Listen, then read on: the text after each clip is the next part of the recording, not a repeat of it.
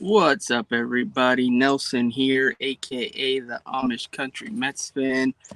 We're here to review the New York Mets 2023 MLB Draft.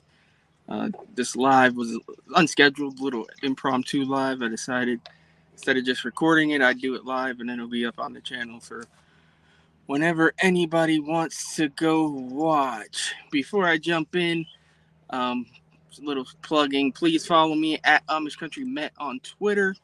Um, Also, I am on Facebook, Instagram, and TikTok. Also, it's at Amish Country Mets fan on Facebook, Instagram, and TikTok. And if you're here on YouTube, or if you aren't here on YouTube, please jump over to my YouTube and subscribe at Amish Country Mets fan over there as well. Drop a like, drop a comment. If you're wondering what that sound is in the background, you may be able to see those are the piggies running around. I'm doing this a little going back to how I started doing these videos. Mostly I would do them outdoors. The summer has kind of put a damper in that. There's always a ton of bugs and it's always so hot. It's hard to do the videos outside so much anymore. But we actually have a somewhat nice night tonight. So I figured I'd jump back out here, do things a little old school the way I've been doing them. Once the weather gets a little better, I'm going to do these again because that's part of the appeal. That's why I'm the Amish Country Mets fan. That's why I like doing this stuff outdoors. So this is fun for me. So anyways, let's jump into it. Let's review the draft. I'm going to try to make this quick. I don't want to be too long-winded. The Mets, they drafted 23 players overall, I believe it was, 17 college, 6 high school,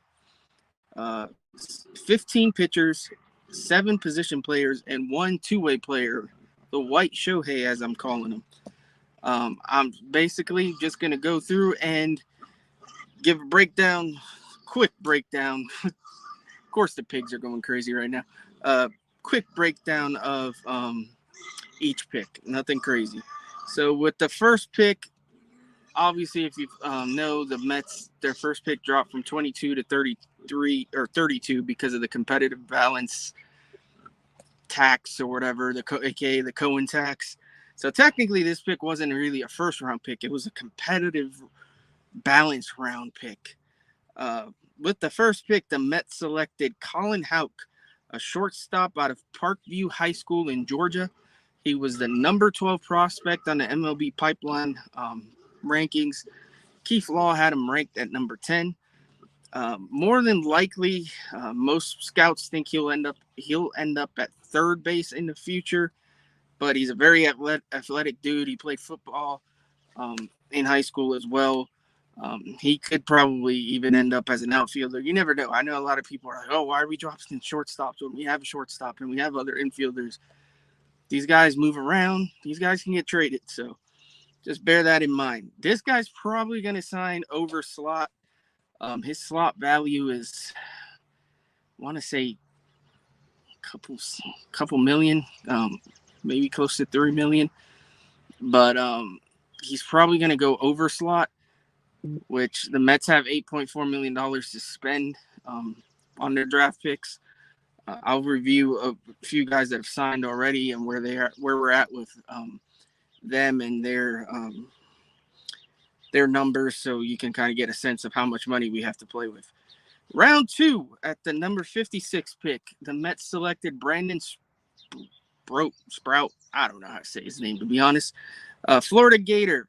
He's a redraft. We drafted him 3rd round last year. He did not sign. This year we drafted him again. He's got a fastball that hits between 96 and 98. He topped out at 101. Has some control issues. Questions whether he's going to be a mid-rotation arm or he's going to be like an 8th, 9th inning guy. Hopefully ideally we'd get him. He could be an ace.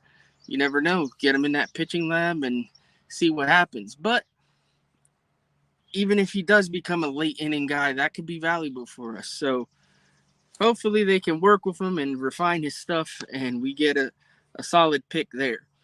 Round 3, pick 91. This is the White Shohei I was talking about.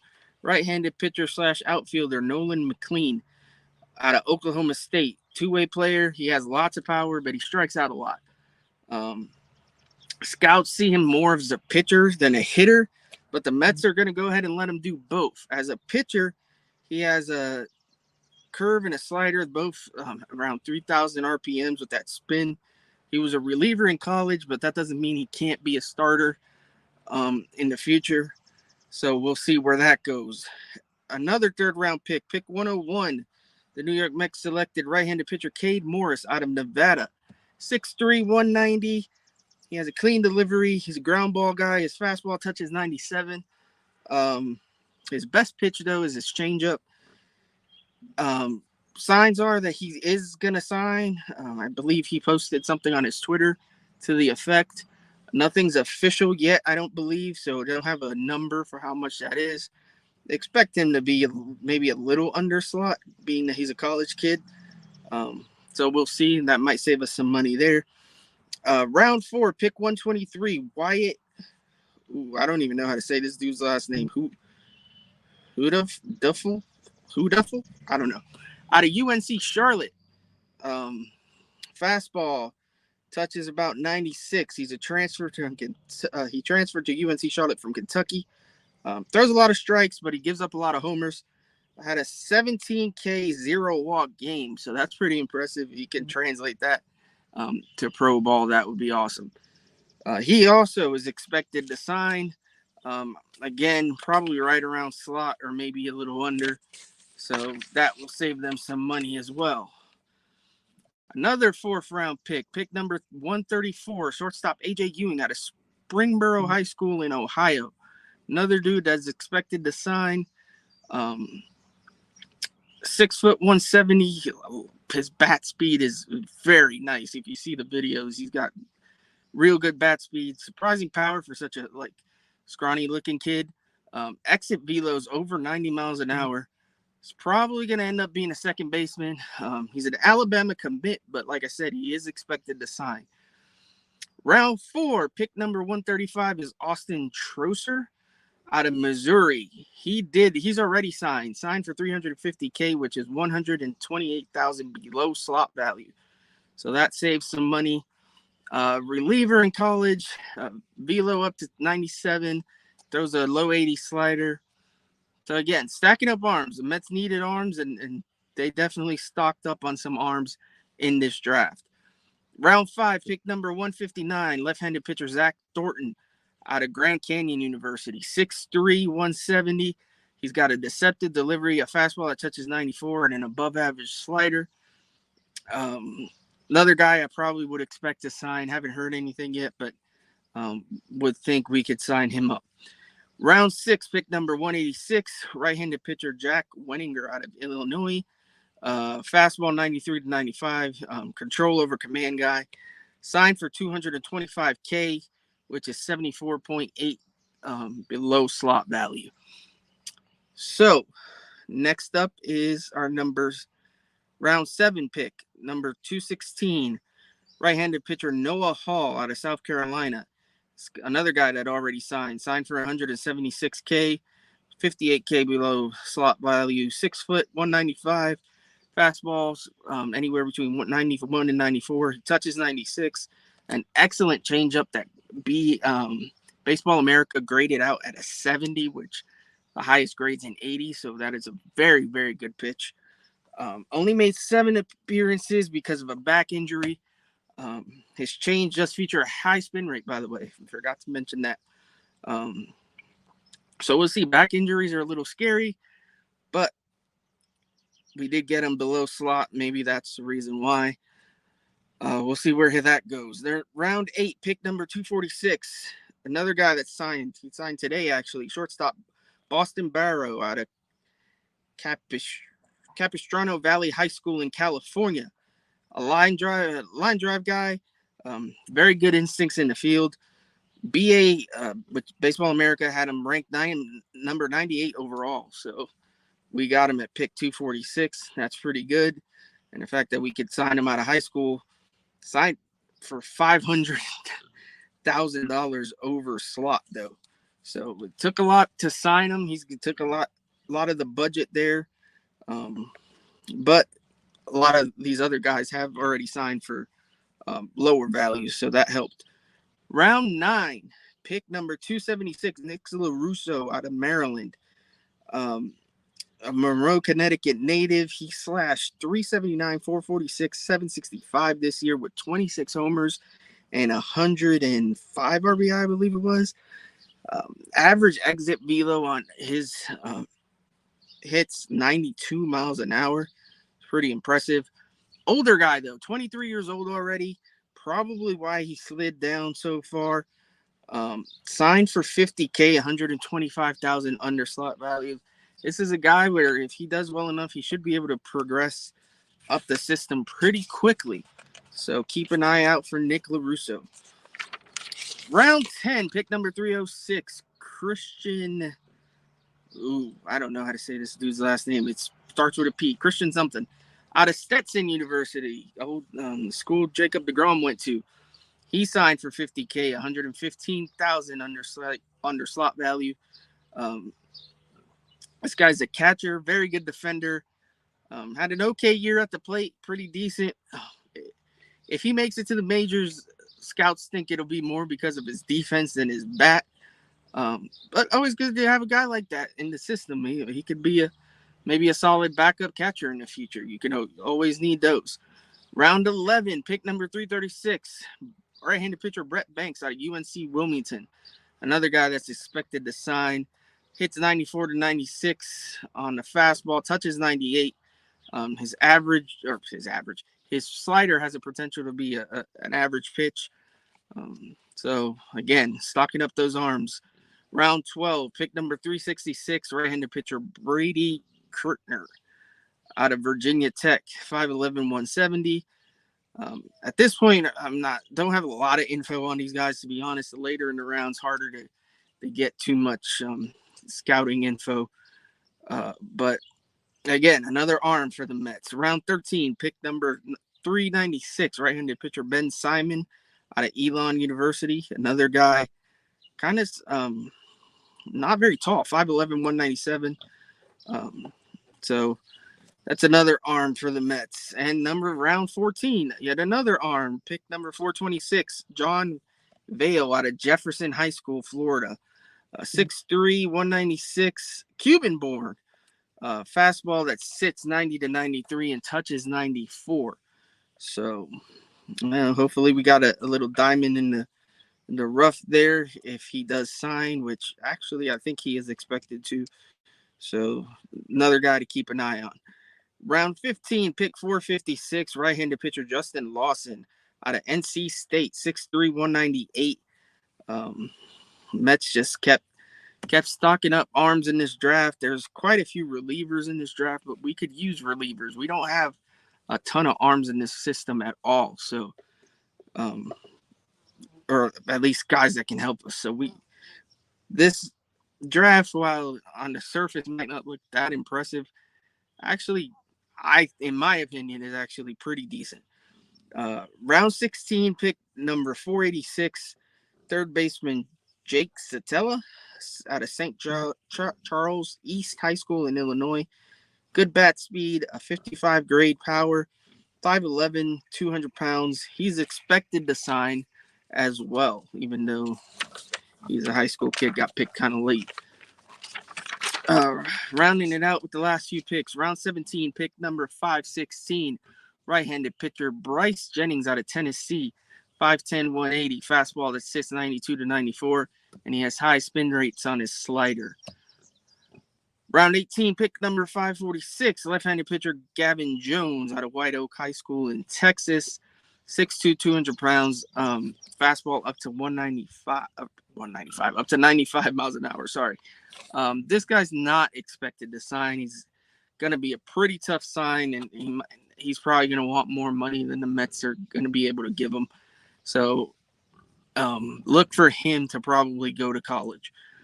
Round 19, pick 576, right-handed pitcher Christian Little out of LSU. Still has college eligibility and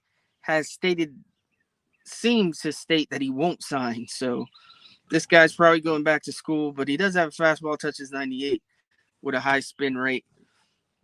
It's late 19th pick, 19th round pick. guys like this, teams are kind of just trying to take a flyer on and hope they can maybe sign him. But looks like he's going back to school. No big deal. You're never going to sign every guy in these drafts. Most of them you can get, but there's always going to be a couple, 2 or 3 that just aren't going to sign. Round 20, pick number 600, I think it was, or 606. I can't read my own writing. Kellum Clark out of Mississippi State, 6'4", 205.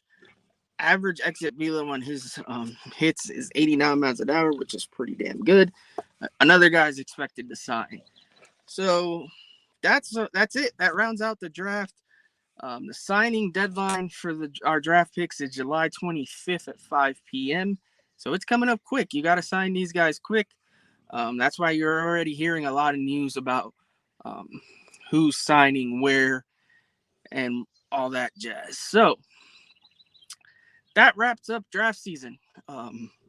Just keep an eye out whether or not these guys sign. Most of them are expected to sign. Like I said, just a couple. Like I said, Christian Little, Gavin Jones, and that who's the other one that's probably not going to sign?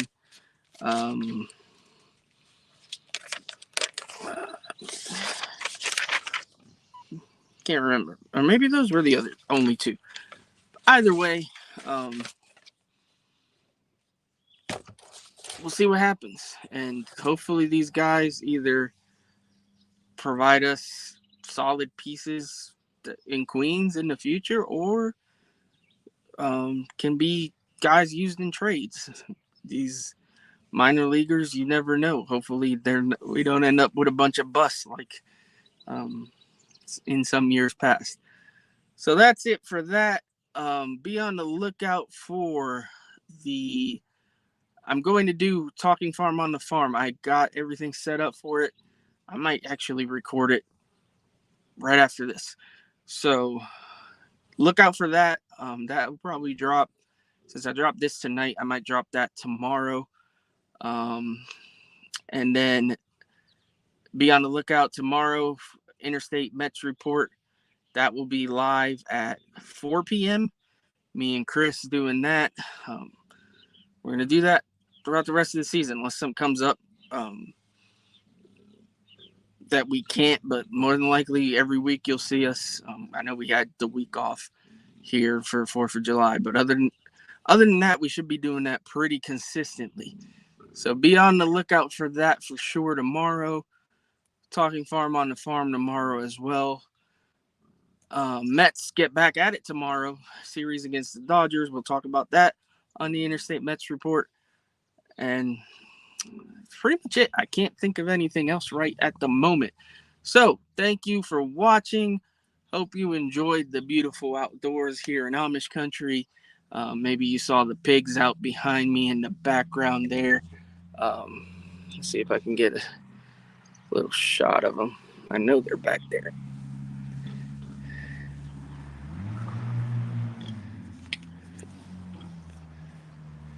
So, anyways, hope you enjoyed that.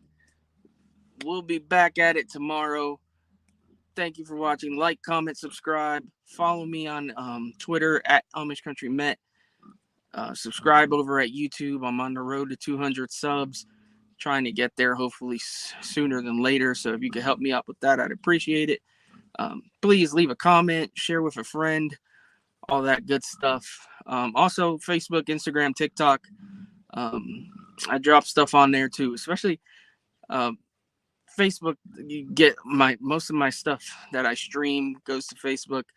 Instagram and TikTok, I'll try to post like the same reels and stuff or shorts that I do on YouTube. Sometimes I forget, to be honest, but check me out, whichever platform you prefer. Thank you again for watching, everybody. Have a great night, and we'll catch you next time. Let's go Mets.